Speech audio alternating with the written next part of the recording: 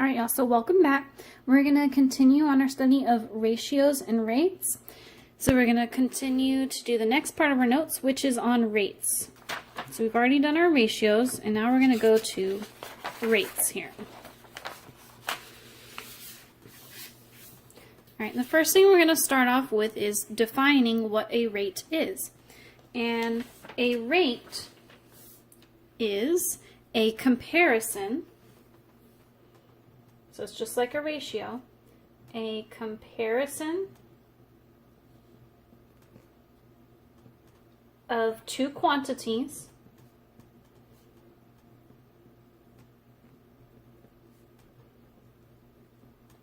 that have different units.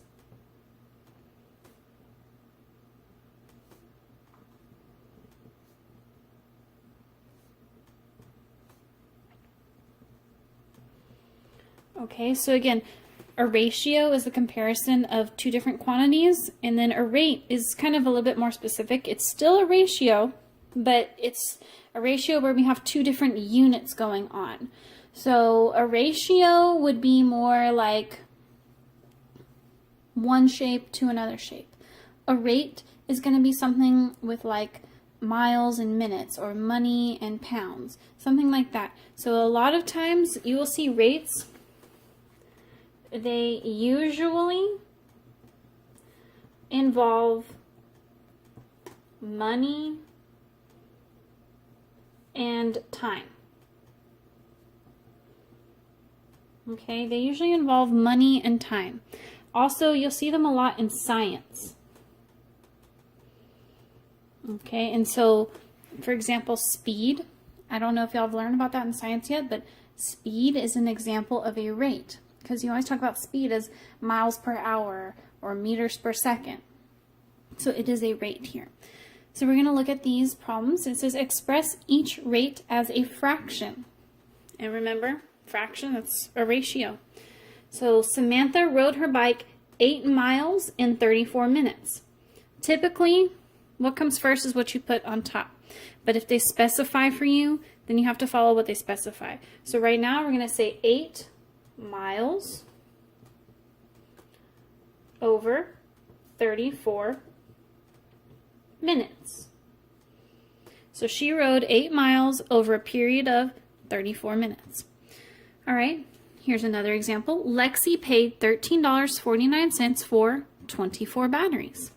So there's our money, $13.49 for 24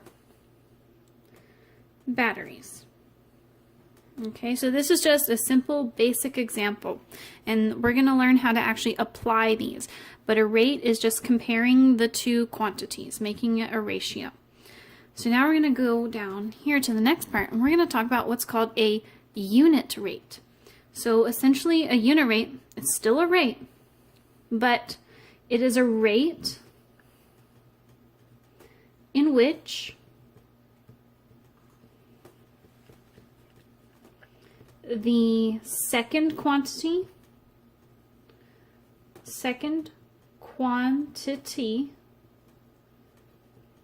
is one. It's 1 unit. So essentially what it is, it's how much for 1. That's what you're saying. So for example here, if we went back up there, she can do 8 miles in 34 minutes. Okay, well how many miles could she go in 1 minute? Here, it's $13.49 for 24 batteries. Okay, how much is it for 1 battery? So that would be, you know, the second unit. Second unit is your bottom one there. So for example, it says find the unit rate for each problem below. It cost $4.82 for $4.80, I'm sorry, for a 32 pack of water bottles. Find the unit rate.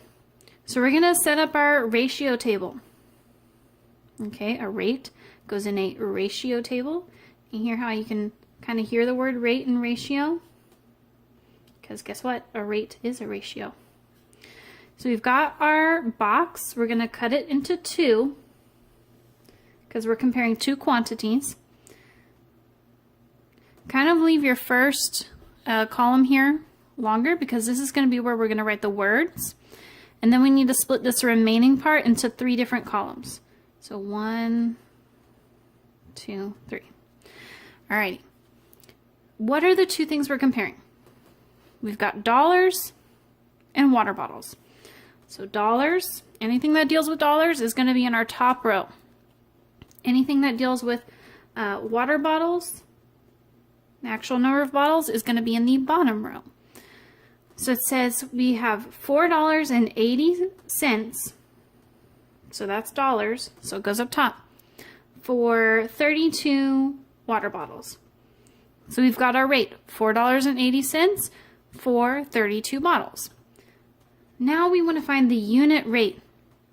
So our unit rate means the second quantity has to be 1. So I'm going to go over here. I'm going to explain what we're going to use the middle box for in a little bit.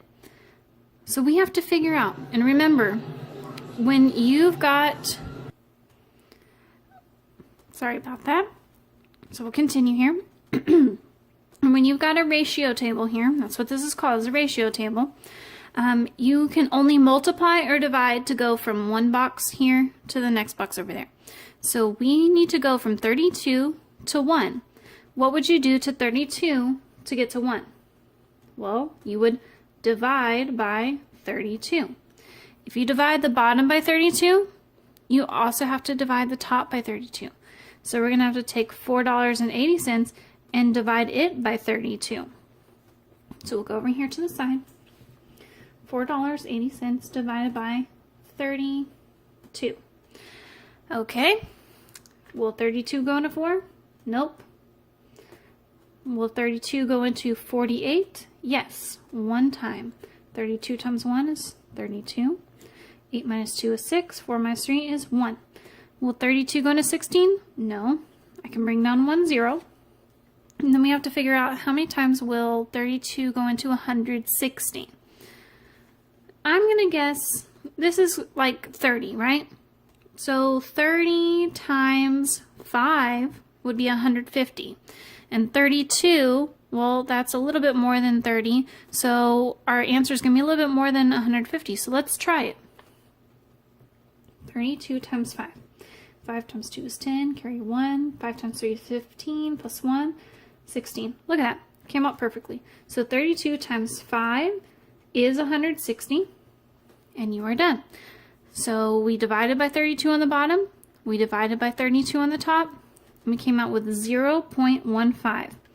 And so we have to say, what is the unit rate? Well, it is 15 cents for 1 bottle. Or 15 cents per bottle. So let's try this one here. There are 1,096 calories in 8 cups of ice cream. How many calories are in 1 cup of ice cream? Okay, what are the 2 things you're comparing? Calories and cups. So we've got our ratio table.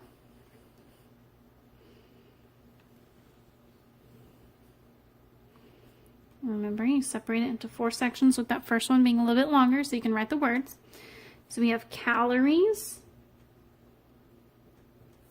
and cups. And then you always start off with what they give you. There's 1,096 calories in 8 cups. And they want us to find out how many calories are in 1 cup. So we know the cups that we want to get to. We're trying to find out our calories, right? So we have to look. How do we go from 8 to 1 with only multiplying or dividing? Obviously, if we have to go down, we have to divide. And 8 divided by what gives you 1? 8 divided by 8. So if we divide the bottom by 8, we also have to divide the top by 8. So go over here, 1,096 divided by 8. 8 goes into 10, 1 time. 10 minus 8 is 2. 8 won't go into 2, but I can bring down that 9. 8 goes into 29. 3 times. 8 times 3, that's 24. 9 minus 4, that's 5. Bring down that 6. 8 goes into 56. 7 times, and we're done. So if there are 1,096 calories in 8 cups, there are 137 calories in 1 cup. And that's what you would be looking for. So now we're going to go on, we're going to do a few problems. And this is really applying what we've been learning. So the first one there, Luke can run 1 mile in 8 minutes. If he continues at this pace, how many miles can Luke run in 56 minutes? So what are the things you're comparing? Miles and minutes. So let's kind of make our ratio table here. We've got miles and minutes. And it says 1 mile in 8 minutes. Okay, and we want to figure out how many miles can he run in 56 minutes. So 56 needs to go with the minutes because it's minutes. And now you're figuring out, how do I go from 8 to 56? You can only multiply or divide. So think, 8 times what gives me 56? If you don't know what to multiply by, guess what you can do? You could take 56 and divide it by 8, and whatever you get out, that's what you'd have to multiply by. So if you're not sure what to multiply by right away, you can always divide and then figure out. But we should know our multiplication facts, and 8 times 7 gives us 56. So we have to multiply by 7 there. That means we have to multiply by 7 up here. And again, I'm going to explain what we need this middle box for later. So we have 1 times 7 is 7. So if he can run 1 mile in 8 minutes, he can run 7 miles in 56 minutes. And 7 would be what we're looking for there. Alrighty. 1 package of strawberries costs $4. How many packages can you buy for $12? Okay, make your table. We have money and packages. So 1 package is $4. And we want to know how many packages, so we're going to put a question mark where packages is, because that's what we want to know, can you buy for $12? So we fill that in. And we say, okay, 4 times what gives me 12?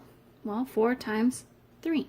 So if we have to multiply by 3 up there, we have to multiply by 3 down here. So 1 times 3, that's 3. So if you can get 1 package for $4, you can get 3 packages for $12. So 3 would have been your answer. Okay, so we've done these couple problems together, and I want you to kind of review them. And what I want for you to do is actually set up problem number 7. So you can try to get the answer, but all I want for you to do is to set up problem number 7, and then we're going to work 7 and 8 together in class. So when you do come to class, I want to see your ratio table like we did here. I want to see the ratio table for number 7 set up, and then we're going to actually get the answer and fill it in when we come in class. So if you can do that, you're good to go. I'll see you tomorrow.